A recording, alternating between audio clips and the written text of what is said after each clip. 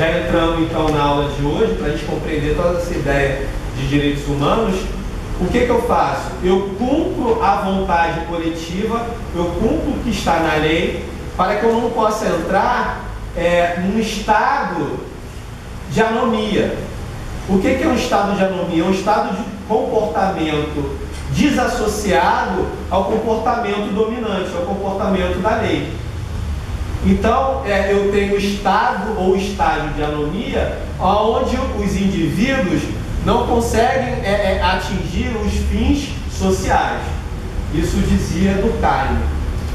Na primeira metade do século XX, um camarada chamado Robert King Merton, da Escola de Chicago, ele ampliou o pensamento de Durkheim de anomia e criou a anomia social. O que é a anomia social? É a incapacidade do sujeito de atingir ou de alcançar os bens culturais.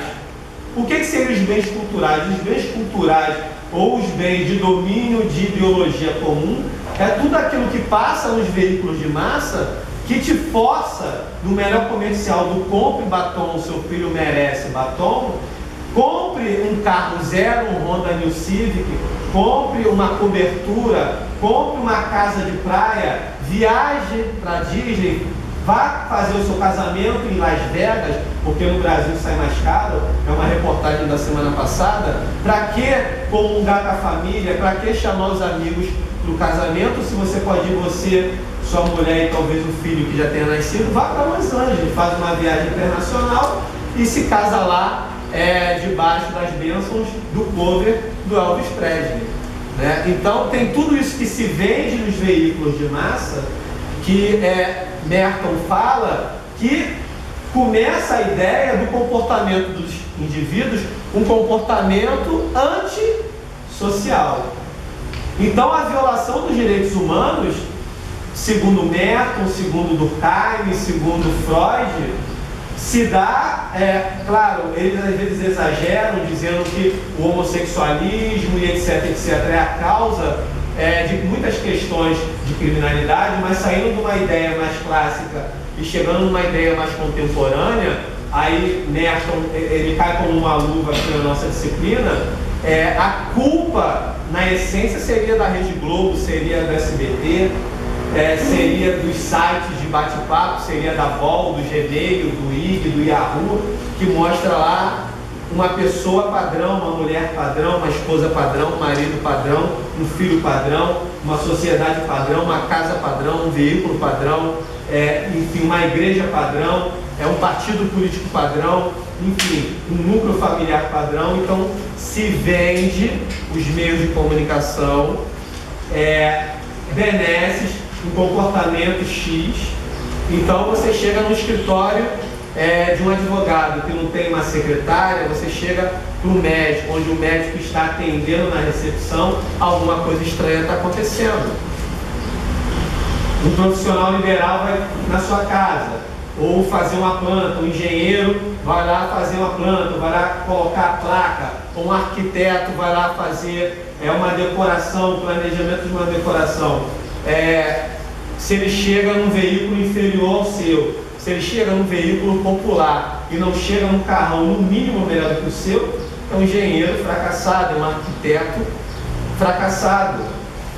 Você tem um profissional que mora de aluguel ou que mora num bairro popular, não é um bom profissional. Então os veículos de massa que promovem o sucesso inicialmente individual e depois um sucesso social, é o grande causador de um estado de anomia social. E aí o que eu tenho? Eu vendo esses benefícios, eu vendo uma sociedade, poxa, ninguém quer conhecer as cachoeiras, sei lá, da Baixada, ninguém quer conhecer os grandes espaços, fazendas, sítios, sei lá, de Xerém, de Tinguá, etc. Mas não, a galera quer ir. Você acorda às 4 da manhã para ir para Grumari, por exemplo, que nem eu, que nem todo mundo. Porque você quer passar pela Avenida das Américas, você quer passar pela Avenida Serrandetiva, você quer passar, sei lá, por várias avenidas da Zona Sul, você quer se sentir um pouco pertencido àquele local. Você tem curso de política pública que trata de direitos humanos. tem um curso de Direito que trata dos direitos humanos.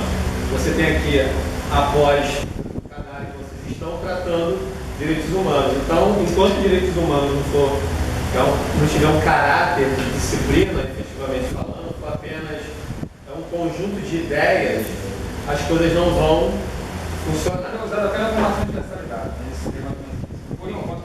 Não, ainda é muito ainda. Na verdade, vai começando pluralidade, interdisciplinaridade, até chegar à transdisciplinaridade, a gente ainda está no início ainda. A gente ainda está na pluralidade de disciplinas. Então, essas coisas ainda não funcionam muito no país. Quem conseguiu dar uma olhada no material ou imprimir, viu que a gente mandou textos em várias direções, falando de questões de conflitos como um todo, questões policiais, se trata muito de direitos humanos dos policiais, se cuida dos direitos humanos de criança, adolescente, de idoso, de mulheres, de minorias como um todo, homossexuais, minorias étnicas. Então hoje a gente tem, a gente só não tem refugiado ainda da Síria, ainda de massa, mas bolivianos, angolanos e afins. Oi? Haitiano, uma galera aí, principalmente em São Paulo. Não sei se alguém aqui já fez trabalho na Maré, Museu da Maré. A Maré também tem uma grande ênfase, a galera rei sabe disso. A gente tem várias etnias lá, vários estrangeiros lá, vivendo à margem da margem. Então, assim, ali já tem todo um movimento onde autores, que a gente vai estar conjugando todas as ideias aqui, tanto de autores da sociologia como da filosofia, para a gente poder compreender um pouco essa ideia de cidadania e essa importância de vocês enquanto educadores sociais, que é o nome agora do professor, né? Eu quase que eu esqueço de parabenizar vocês pelo Dia dos Mestres. Né? Parabéns a ele, Dia dos Professores, do mestre, que Deus continue dando paciência para vocês. Cada um gosta de um tipo de faixa etária, né? Tem gente que dá aula no EJA, não quer outra vida, EJA, a galera, né? Daquele jeito, outros se identificam melhor com o ensino médio, outros com o ensino fundamental. O pessoal já está desiludido, prefere educação infantil, que dá bem menos trabalho. Outros preferem as violências de cunho de direitos trabalhistas, cerceamento, mau atendimento do SUS, mau atendimento da Seguridade Social, tudo aquilo que a gente vai estar falando daqui a pouco, agora e daqui a pouco. Então é um programa bem legal que tem assim crescido bastante. Só que para a gente entender a nossa importância enquanto cidadãos, a gente tem que tentar compreender qual é a relação cidadão-Estado. Semana passada a gente passou bem rápido com esses detalhes. E o que a concepção do Estado? A concepção do Estado é de que existe um corpo jurídico, certo? Existe uma instituição que é criada por todos, mas que está acima de todos, ou seja, a administração pública, uma visão contemporânea, que é proveniente dentro da ideia do Estado, da existência do próprio Estado, é criado por nós, porque todo poder emana do povo. Então, o povo, como aconteceu em 88, ele elege o político elabora as leis, a partir do político nasce o Estado, juntamente com todas as outras instituições, juntamente com as funções essenciais da justiça, que a gente vai falar daqui a pouco. Então, dentro dessa concepção, se a gente não entender a relação Estado-indivíduo, Estado, e esse indivíduo querendo sair do homem apenas real, mas tentando alcançar um cidadão abstrato, mas na verdade um cidadão concretamente falando, detentor dos seus direitos civis, direitos políticos e exercendo a cidadania não apenas representativa, mas principalmente participativa, que é o grande foco do módulo nosso aqui de direitos humanos, para que você se torne um agente de efetiva participação dentro dessa construção e defesa dos direitos humanos, ou nacional ou internacionalmente. Internacionalmente é um pouco assim utópico, fica mais por dentro das questões de algumas ONGs, alguns organismos internacionais que funcionam no Brasil, que cuidam desse acesso, porque tudo é caro, a justiça é cara. Se você hoje ganha um salário de 2, 3 mil reais, você não consegue nem isenção das custas, ou seja, você tem que entrar com uma demanda contra alguém, você tem que pagar para processar a outra pessoa. Então a gente ainda tem um modelo arcaico de justiça, especialmente nos estados de São Paulo e estado do Rio de Janeiro, que é riquíssimo, diga-se de passagem, né? Hoje a gente tem uma figura de recolher as custas ao final, mas ainda assim você acaba recolhendo. Uma delas a gente já tratou, quando a gente fala que Marx compreende o Estado como facilitador dos interesses da burguesia. Então o Estado serve à burguesia. Então, por exemplo, se você quiser escrever um trabalho sobre educação, se você citar Marx, você pode errar dependendo do seu foco, porque ele era contra a educação pública. Porque a educação pública, ou seja, tudo que vem do Estado é ruim. Então a própria educação pública, que no Brasil tem uma inversão diferente do modelo norte-americano, onde lá se preza pela educação privada. Então aqui a educação privada é para quem não teve acesso à educação pública, certo? Então ele entendia que a educação pública, ela tinha tendência, ou às vezes ele afirmava, e assim também a maioria dos marxistas, que só servia aos interesses ideológicos do Estado. Então, corra da educação pública. Se você quiser tratar de questões marxistas, escolhe um outro autor, sem ser propriamente dito Marx. Puramente Marx, você vai acabar ferrando do ponto de vista de metodologia, que ele era contra qualquer coisa que viesse do Estado. Então, Marx, do ponto de vista de Estado para como cidadão, ele entende que o Estado só servia aos burgueses. Aí a gente tem um segundo momento, que é um momento de Durkheim, que foi contemporâneo de Marx, que ele dizia o seguinte, o Estado, ele não tem uma relação direta com o indivíduo, muito menos com as classes. O Estado, ele tem o dever de padronizar as questões de natureza moral. Então, o objetivo do Estado é padronizar a moralidade, mas sem interferir na vida da coletividade. Ou seja, em Durkheim, as leis são fatos sociais, porque elas se impõem ao indivíduo. Uma vez se impondo ao indivíduo, o indivíduo deve cumprir. A lei é dura, mas é lei. Quem não cumpre a lei é colocado para fora do conjunto, para fora da sociedade.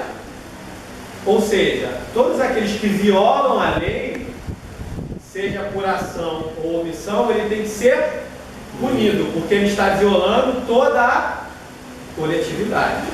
Então, para Durkheim, o Estado tem uma relação de elaborador de normas de cunho moral. Certo? Vereadores, a Assembleia Legislativa dos Estados e o Congresso Nacional, que é bicameral, Estado e município é unicameral.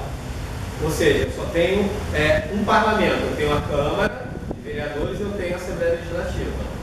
A nível federal, o Congresso ele é bicameral, Senado e Câmara dos Deputados. Então, tirando raríssimas exceções da lei, sempre as matérias vão ser bicamerais, correto? Então ele fala que o parlamento é a instância mais racional da sociedade. Então, ainda que a gente entenda que é legal votar no Tiririca porque pior não fica, você está arriscando muito a moralidade futura que vai recair até mesmo sobre você. Eu costumo dizer no popular que se político interfere ou acaba prejudicando a vida da população, esse político é chamado senador e deputado federal. É o que elabora as leis de cunho nacional que editam as normas gerais. Não que o vereador não faça, não que o deputado estadual não faça, mas as leis de caráter generalizado, de normas gerais em aplicação em todo o território nacional, de competência desses personagens, senadores e deputados federais. Então, para Durkheim, não adiantava as reflexões individuais, elas têm que ser demandas coletivas, dos grupos, mas não adiantava estampa, eu tenho uma norma não escrita, uma norma normal, do senso comum, do popular, anseios, a redução da menoridade penal. Antes de chegar lá no Congresso Nacional, essa demanda foi um anseio meu, um anseio seu, uma perplexidade minha, uma revolta sua, de atores individuais, já que a sociologia para Durkheim é a ciência do coletivo, ciência dos grupos. Essas demandas individuais, de comum acordo, se transformaram em demandas coletivas, de pequenos grupos, médios grupos e grandes grupos, que chegaram até o parlamentar, ou o parlamentar representa esse grupo, e aí bancada evangélica, bancada afro, e aí o camarada lá da Igreja Católica, o líder popular, o outro que representa os empresários, a gente sabe que tem o político dos combustíveis, o político da indústria, o político do comércio, o político dos taxistas, o político dos vigilantes. Então a gente sabe que, por inúmeros motivos, o agente político chega até o cargo, até o poder, é eleito efetivamente falando. Então, compete a ele editar essas normas de cunho moral. Então, por mais que a gente entenda que está esvaziado o parlamento, que o parlamento não nos representa, ainda assim, para Durkheim, essa é a instância máxima, a instância racional, aonde mesmo você tendo discordância, você tem um regimento, você tem uma forma de tramitação, você pode arquivar, você especula, você abre o quórum, você tem uma deliberação, um quórum de instalação. Na hora de deliberar, você tem a quantidade menor. Ou seja, para abrir, eu tenho 100. Na hora de votar, só tem 50.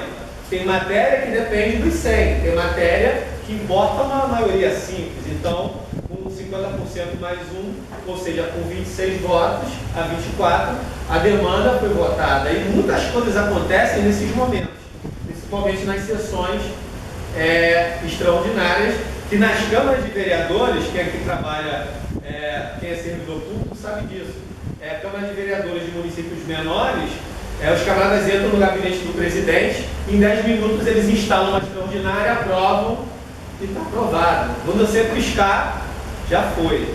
As sessões ordinárias, o que é matéria ordinária, depende de toda uma tramitação, colocar em pauta e um chamamento público, às vezes é uma questão urbana, uma questão viária, então empresa de ônibus, transeuntes e os agentes de trânsito, mas quando é uma questão que comporta uma matéria extraordinária, que não há necessidade obrigatória ou vinculativa de se ouvir parcela da sociedade, parcela de pessoas interessadas jurídicas ou físicas, ele entende que o povo necessita, certo, que tenha alguém superior a ele para que possa controlar todos os aspectos da sua vida, especialmente da própria vida privada, né? Tirando quem é que dá área jurídica, que sabe o que eu vou falar, no Código Civil tem até altura de janela, espaçamento de corredor.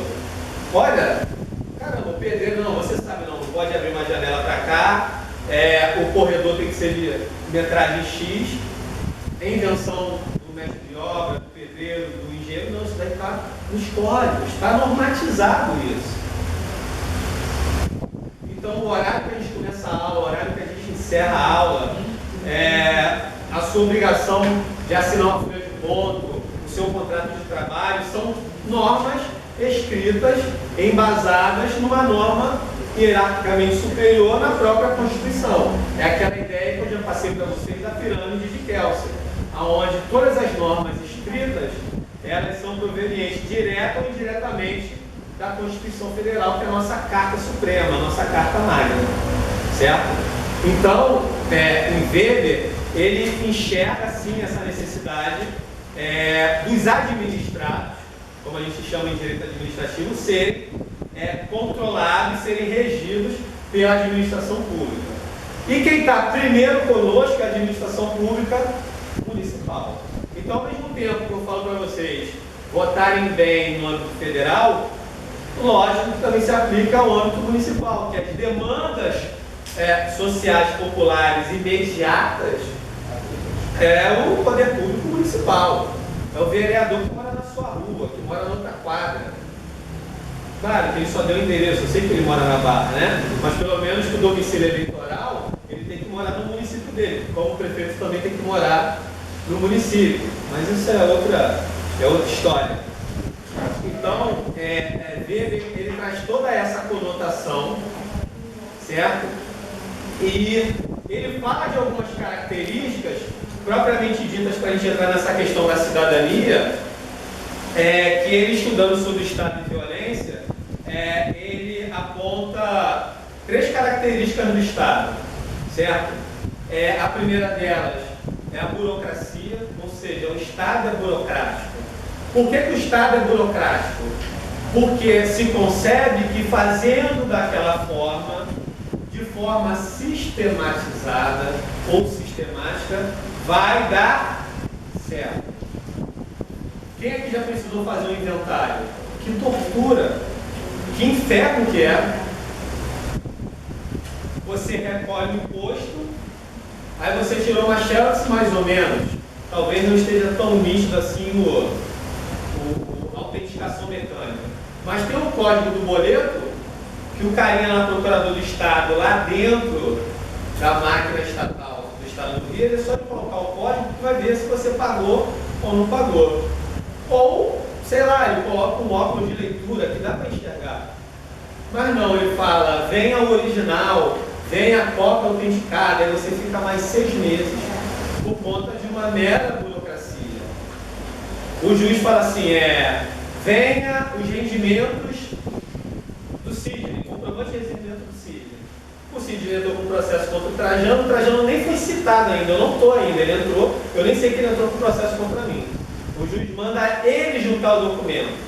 Se aparece uma petição no sistema, e aí eu estou falando de burocracia pura do Estado, automaticamente de quem é essa petição? Pelo menos em tese, do Sidney. Mas não, ainda vai processar, porque tudo tem que passar pelo juiz. Está escrevendo hoje. Não sei uma tese de doutorado, alguma coisa de mestrado assim, mais inovadora, argumentativa, um estudo de caso, ou uma revisão de bibliografia, tudo bem, mas você amarrar lá atrás, eu dizer que Weber estava certo, eu defender os cargos políticos, eu vou apanhar da banca, vou apanhar de mim mesmo, porque as maiores loucuras acontecem com esses cargos de primeiro escalão. Não é isso? Fala aí.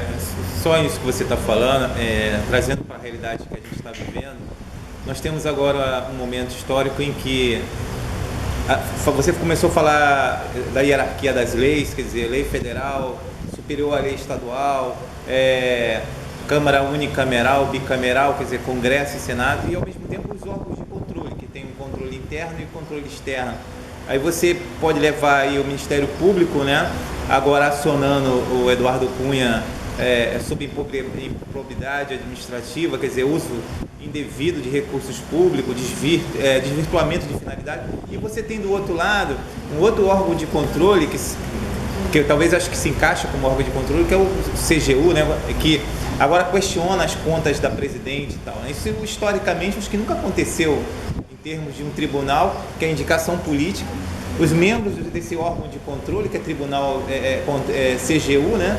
E os órgãos, apesar que tem concurso público, mas esses conselheiros aqui, daqui do Rio de Janeiro, aqui tem Tribunal de Contas do município, tem o Tribunal de Contas do Estado, são indicação do político, que referendar. Geralmente o político ele vai fazer o quê? Ele vai aprovar suas contas, no mínimo. A famosa livre nomeação e exoneração.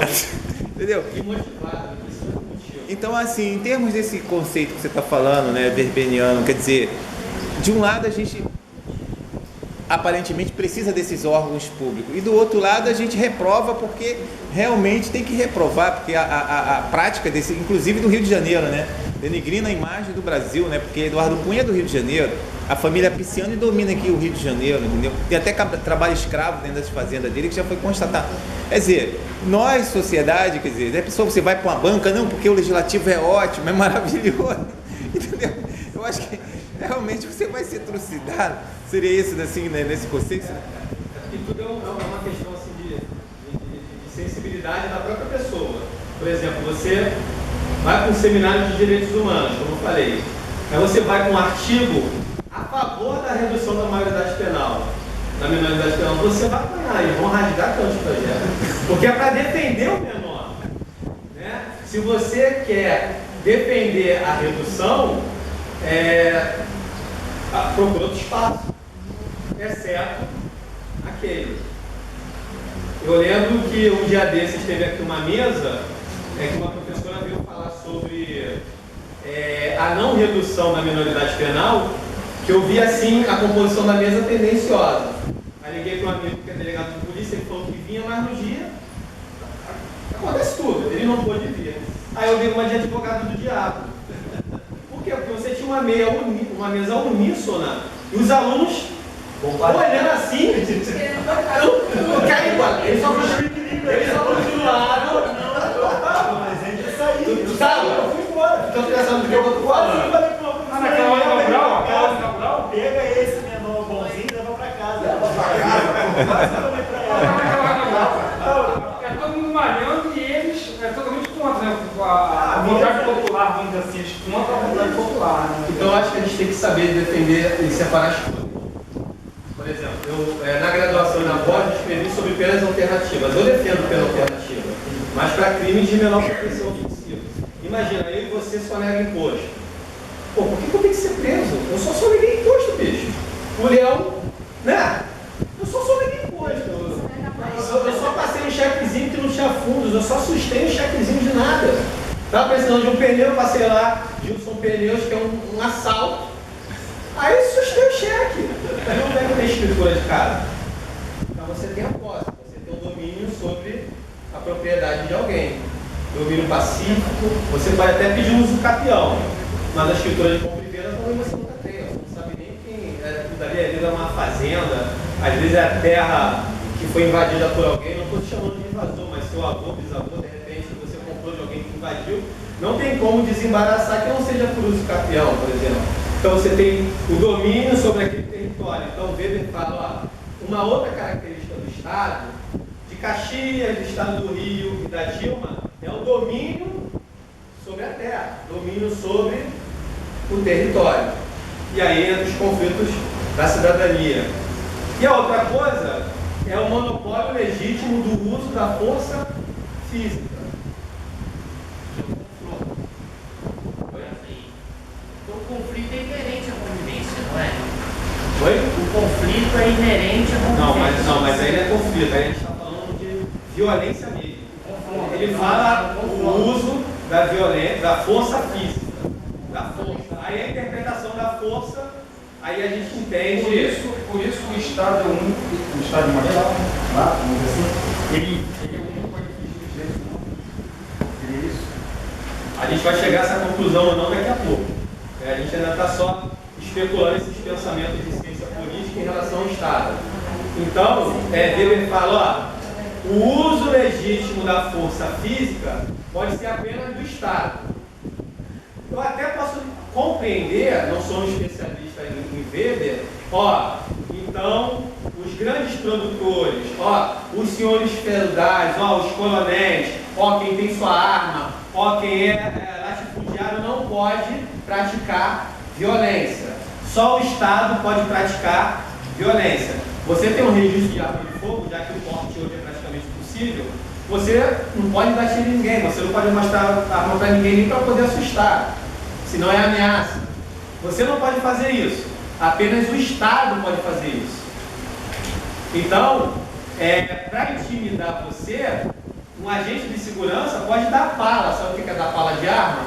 Estar sempre com a camisa curta, colocar a arma no bolso da frente, deixar o punho aparecer um pouquinho. Então ele pode te intimidar, ele pode usar a força física, porque ele está investindo nisso, nessa autoridade. Mas só tem que ser uma autoridade legítima. Se eu for preso pela uma investigação que foi feita pela polícia militar, eu posso anular o processo, porque não compete à polícia militar fazer investigação, compete à polícia civil. Então ele fala, veja, ó, o monopólio legítimo da força física pode ser exercido pelo Estado, pelos agentes investidos nisso, nessa atribuição. Entendeu? Entendeu? Moderado. Proporcional. O que é moderado? Legítima defesa, quantos disparos? É 2? É 3? É 5? É 10? O que é razoável? O que é razoável? Mas se precisar disparar, o que é razoável? Para imobilizar a pessoa tem que dar Depende, sentido. Não é? O sujeito toma 4 tiros de pistola e vira É, sem você levanta. ainda. Ele continua vindo sem você. 2 tá bom, um no peito e um no pé. Ele O continua. peito pra tu matar, o pé pra tu sair da cadeia. Ele Ele tá- fala assim, ó, primeiro eu tirei no pé, ele Ele não tá fala com medo de droga. Fala de numeração, mas numeração. Quem aqui já Tirando na cara. eu mostro pra você, porque é coisa de maluco. A toda hora o Estado ferra a gente. Mesmo você sendo um servidor público, mas às vezes o próprio município te ferra em outro aspecto. Até no aspecto mesmo prático do teu salário, dos seus benefícios, etc. Então, muito mais do que uma aula de direitos humanos, é para trazer a consciência para você, em primeiro lugar, até como servidor público, para saber que você não tem que se curvar perante certo tipo de questão. Tirando quem é da área militar, que é meio louco, você peitar e etc. seus superiores, você tem todo aquele regulamento disciplinar super arcaico da época da ditadura, pré-ditadura, que hoje está na Polícia Militar, que também está no Corpo de Bombeiro Militar, que acaba te deixando engessado num monte de coisa. Você não pode fazer nada, você não pode nem falar que a polícia está errada, que você pode ser punido. Como bravura, você tem várias promoções, mas como comportamento, você toma um insuficiente e você vai de rua, vai embora. Tchau e benção. Ou vai com comportamento mal, enfim, por 16 anos, que é facultativo, obrigatório pós-18. Ser votado, você depende de ser eleitor, de ser cidadão, ou seja, você tem que ter o título e você tem que atender ao critério etário, ou seja, a idade padrão para aquele cargo eletivo. Vereadores com 18 anos, prefeito com 21 anos, senadores, presidente da República, governadores, senador e presidente com 35, governador com 30, então você tem critérios etários para você ter o direito de ser votado. Certo? Aí tem os direitos políticos negativos, que são as condições de inelegibilidade, geralmente uma má prestação de contas, contas de campanha, por exemplo, você tinha que apresentar as parciais em agosto, em setembro, e apresentar em julho e agosto, apresentar as contas finais definitivas após a eleição, independente de ter ganhado ou não. Tem um monte de gente boa pra caramba que, eu sou representante de turma, eu sou do DCE da faculdade, vou me candidatar a vereador. Só que hoje, você ganha no voto e perde no tapetão, prestação de contas, você tem que ter um contador, tem que ter um advogado, tem que ter todo um arcabouço para você cumprir alguns prazos e algumas questões de documentação, para você estar legitimado, não apenas para ser votado, mas para receber o diploma se você foi eleito. São requisitos essenciais de condições de elegibilidade. Então, você se candidatou a vereador, não ganhou o pleito, não prestou conta, você vai se tornar inelegível. E tem crimes que você pratica que vai te privar de direitos políticos. Certo? Crime de apropriação indébita, crime de prevaricação, crime de abuso do poder econômico, crime de abuso do poder político. São punições que geram a privação dos direitos políticos. E uma vez você privado de direitos políticos e até a inelegibilidade, você não pode nem assumir um cargo público, por exemplo. Porque não vai ter a certidão de quitação eleitoral. Então, uma coisa que parece tão simples é mais importante até do que muitas outras coisas. Às vezes você faz uma prova para a área de segurança pública e, sei lá, você surtou um dia, quebrou o carro de alguém, tem um processo de dano, ou o cara pulou na frente do seu carro, você praticou um homicídio culposo e você passando a prova lá da Polícia Militar, sei lá, da Polícia Civil, da juiz, não sei qual promotor, eles entendem aquela ocorrência, que o cara se jogou no carro, legítima, atravessou a Avenida Brasil, ou você teve um surto, ou ameaçou alguém, ou só se defendeu, acabou agredindo alguém, você passa, você consegue desenrolar, como diz o ditado, mas se você não tiver uma certidão de quitação eleitoral, não tem desenrolo. Para vocês verem o quanto tem o peso dessa obrigatoriedade política de você exercer o sufrágio universal. Então, mais importante do que ser votado é você manter o direito de poder votar. É louco isso, né? Até mesmo uma viagem internacional, Sim, tirar passaporte, inúmeras questões, você fica travado numa quitação eleitoral. Por exemplo, você está revoltado com a vida, ninguém faz nada, o que tu faz? Como a 380, PT Taurus. Só que se você não tiver uma certidão de quitação eleitoral, tu vai continuar sendo assaltado. Porque você não vai poder comprar arma e nem tirar o registro. Por quê? Porque você não atende aqueles requisitos ali. Ou você fez pior, você emprestou seu nome para o seu irmão, para o seu cunhado, abriu uma empresa. E aí a crise econômica quebrou ele que te quebrou, porque você que é um empresário. E aí você também não tem certidão de quitação fiscal, tributária e trabalhista. Aí você também está lascado com um monte de coisa. E assim vai, né? Na verdade, eu ia fazer que nem nossos avós, só comprar no dinheiro, esquecer o cartão, que você está sempre ferrado de um jeito ou de outro. O ideal é a cidadania participativa. Então, na Constituição, você tem inúmeros instrumentos, e aí quando a gente falou desses cargos, e aí, não sei se foi o Estampa que falou, não foi o Reinaldo que falou que você, enquanto agente político, você nomeia alguém da sua confiança que acaba exercendo um controle interno, que nem a gente falou semana passada, eu tenho controle interno e controle externo. Interno, comissões, conselhos de ética, controladoria, que exerce um controle interno. Corregedoria de polícia, não exerce controle externo, externo do Ministério Público, tal como eu expliquei para vocês. Como é que fica essa relação, eu nomeando a pessoa e a pessoa tendo que me fiscalizar?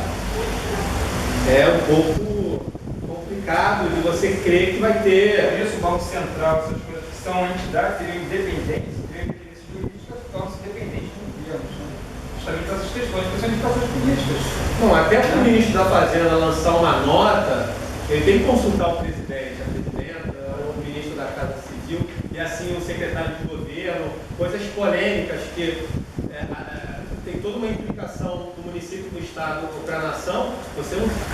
Então você tem inúmeros assentos em várias cadeiras que demonstram que o exercício da cidadania pode ser efetivado, só que é mega super complicado. Então eu tenho uma lei de iniciativa popular, que é um instrumento super, recentemente, não super, super poderoso, mas recentemente divulgado, aplicado. A gente tem um grande exemplo aí da lei da ficha limpa, que foi uma lei de iniciativa popular. A gente agora, ano passado, a gente fez um seminário tratando de reforma política, mas da reforma política democrática. Quando a gente discutiu aqui na mesa a reforma política, são 3 tipos de reforma. Tem uma reforma do Poder Executivo, que é uma reforma da Dilma, proposta por ela, que a proposta da Dilma, ela prevê um plebiscito, que é uma consulta. O que é o plebiscito? Ele é uma consulta à população. Vamos desmembrar o estado do Pará em Tapajós e Carajás. Aí toda uma mobilização, gasta grana, urna eletrônica e tal.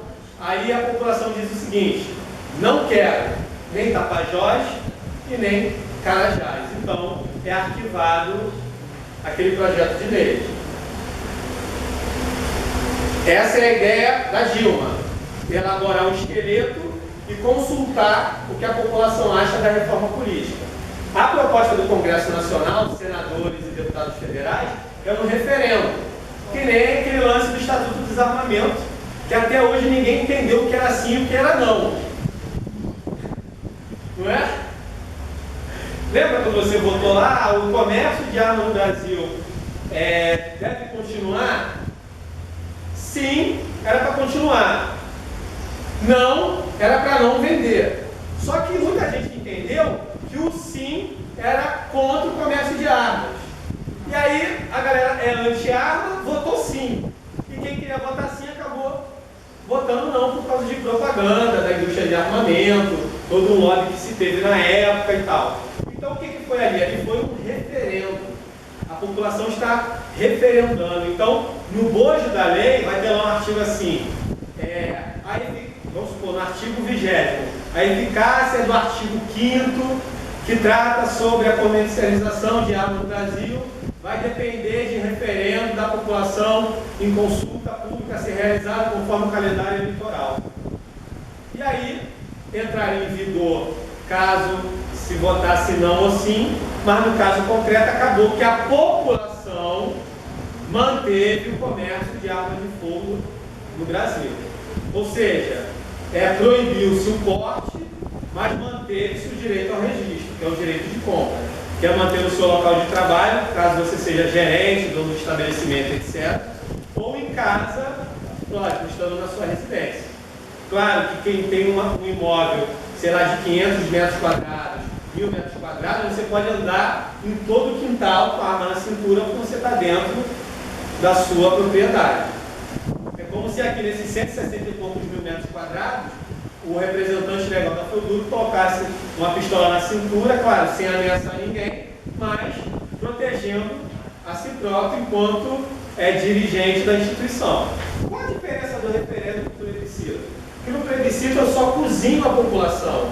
Eu digo, eu Dilma quero a reforma, mas eu quero ouvir o povo. É até bacana. Só que a burocracia é que acaba deixando a boa intenção uma péssima intenção. Porque até elaborar o plebiscito, até preparar a eleição, a votação do plebiscito, aí é deitado eternamente aí, ó. E aí quando você diz que não quer assim, aí volta para elaborar de acordo com o querer da população. Ou seja, 10 anos. E aí o que a gente tem? É uma coisa muito interessante nesse caso da reforma política.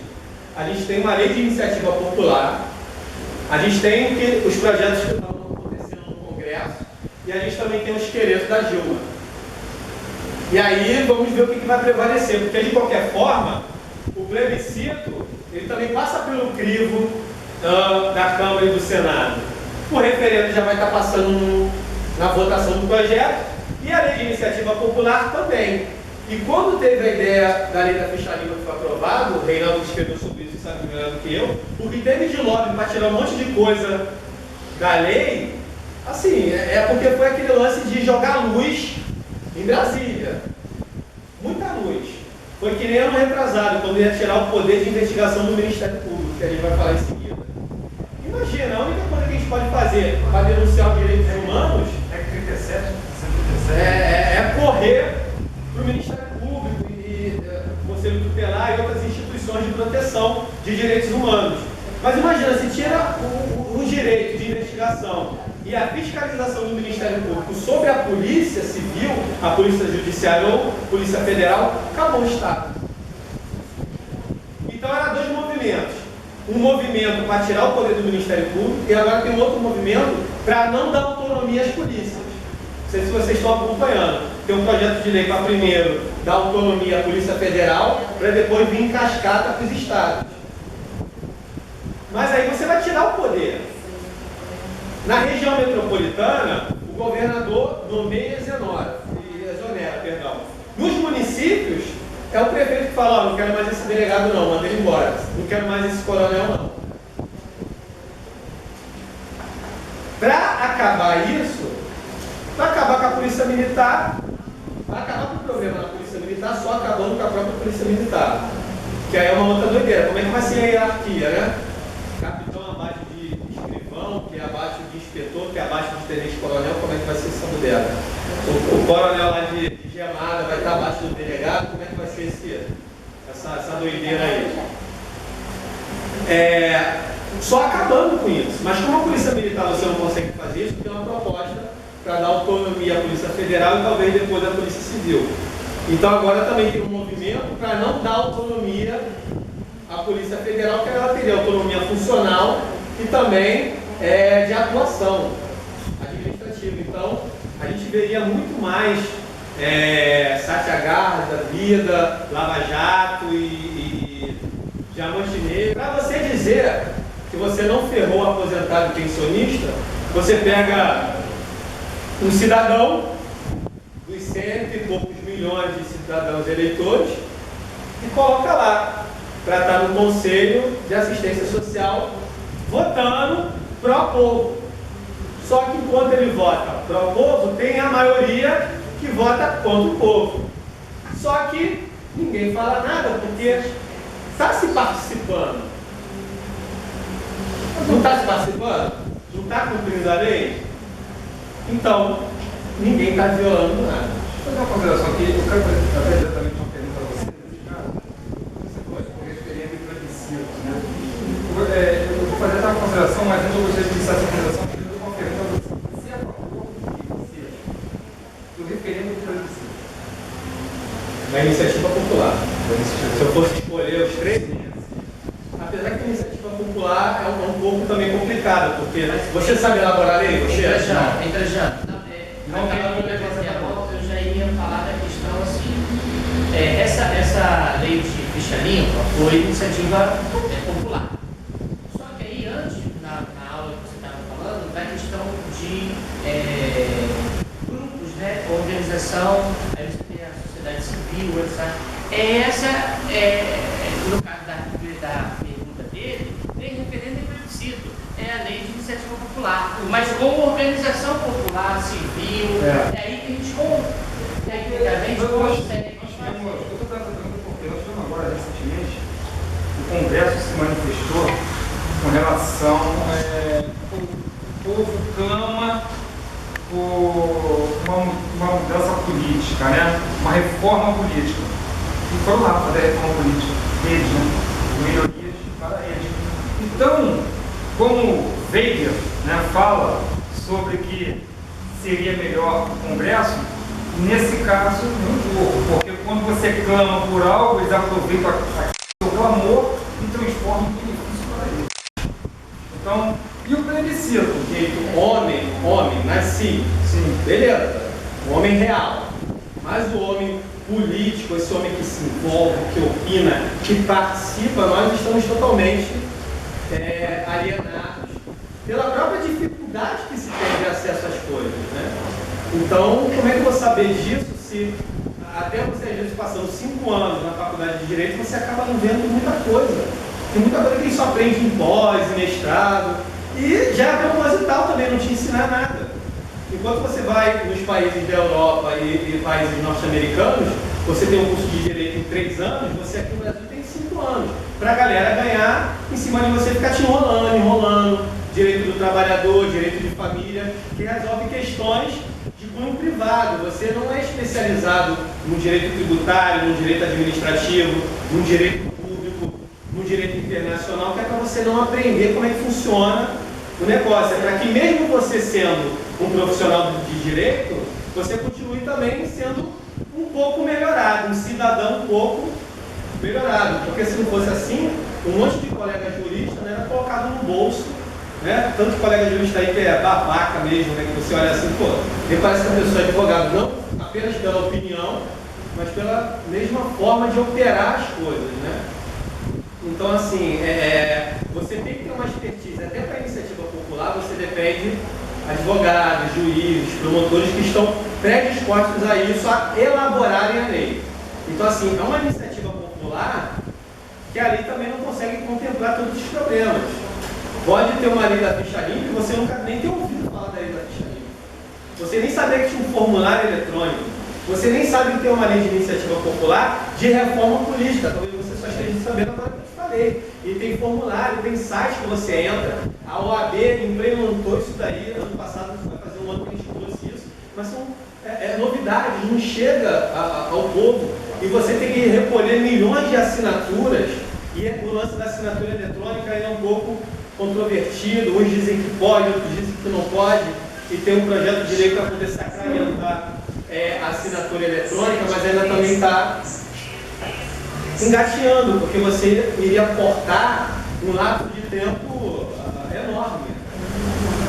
A ação popular você pode entrar com uma pessoa jurídica de direito público, ou órgão público, Estado, município, ou uma empresa privada. Mas como é que eu vou dizer que teve 7.1 na Lava Jato se eu não tenho acesso a nada?